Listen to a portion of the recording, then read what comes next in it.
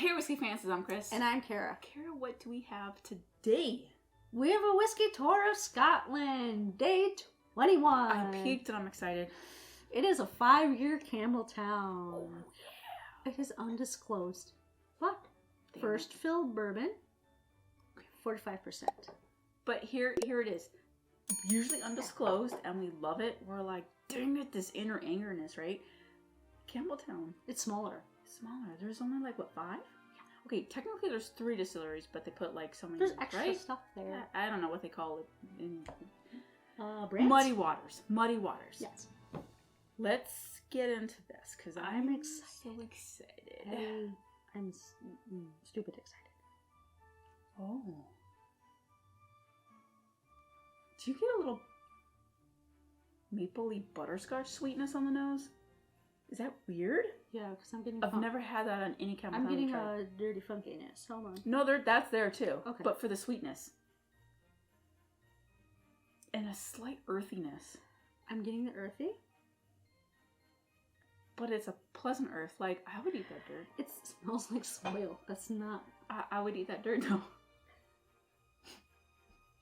I've tripped plenty of times and eaten dirt quite a few times. Yeah, who amongst us I think that dirt.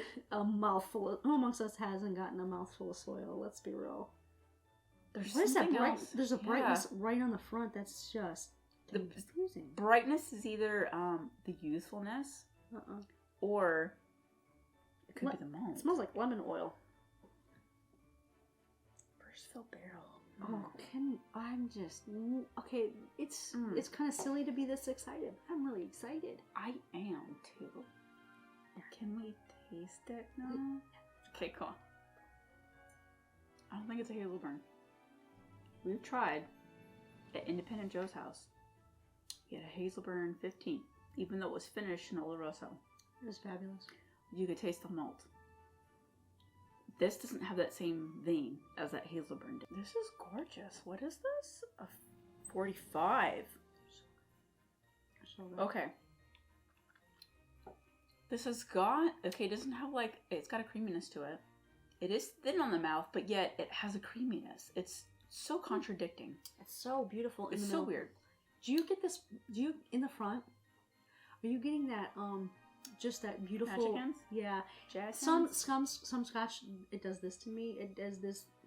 It's so bright and light, like sunshine, right in the front. That's my description. Sunshine. You know what I mean, though? It's right in the beginning of the malt. Usually on youthful scotches have but this is sunshine. I get it.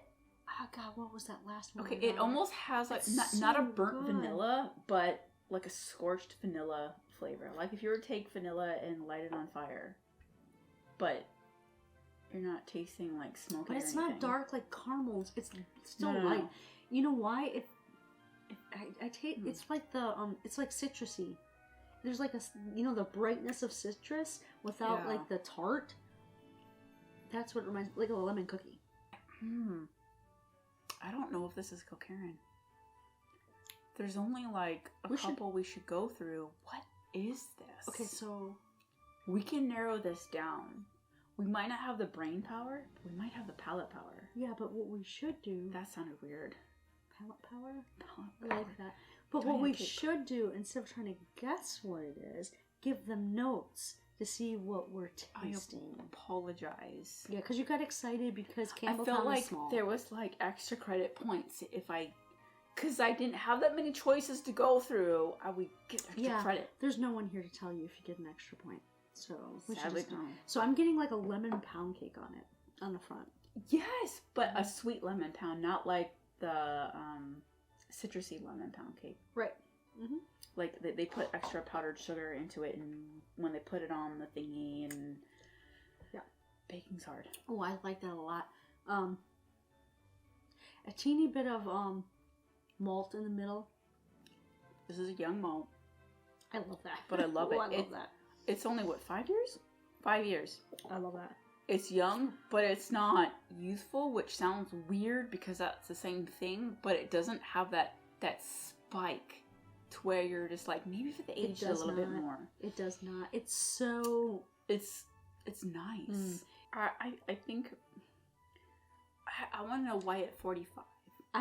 But I'm impressed by like some of the smaller distilleries and what they can do in such a short amount of time. Does that make sense? Yeah. Because sometimes when you see an age statement, and I don't think this is fair of age statements, you see an age statement and you automatically judge it.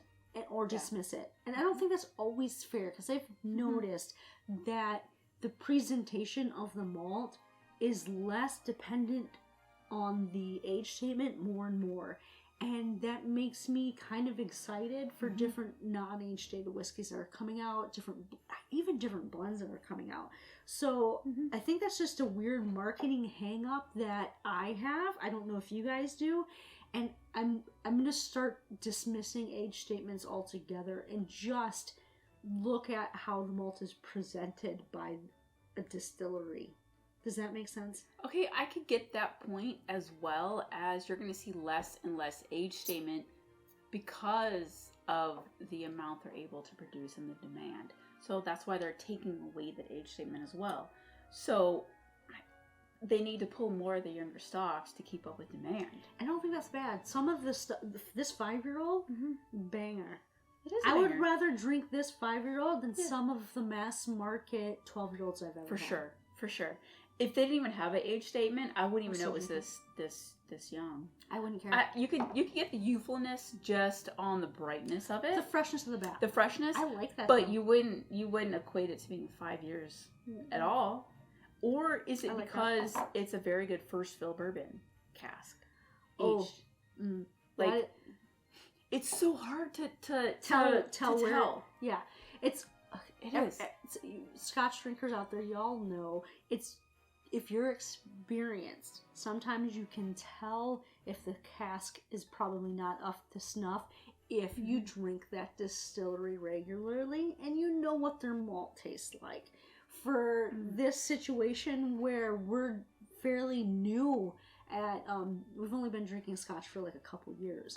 So because of that and the vast amount of Scotch distilleries that are out there, it is hard for us to build up that. It's a little bit more difficult to build up that memory bank of what malt, especially with the availability here in the United States. It's tricky. It's hard for us to tell, oh, this is a weakness in the malt, or this is a weakness in the cask, or this is blah blah blah blah blah. So we're just surmising that, and I hope you guys understand that we don't feel like we're professionals. So we're just kind of opening this conversation with you. So what do you think about younger scotches?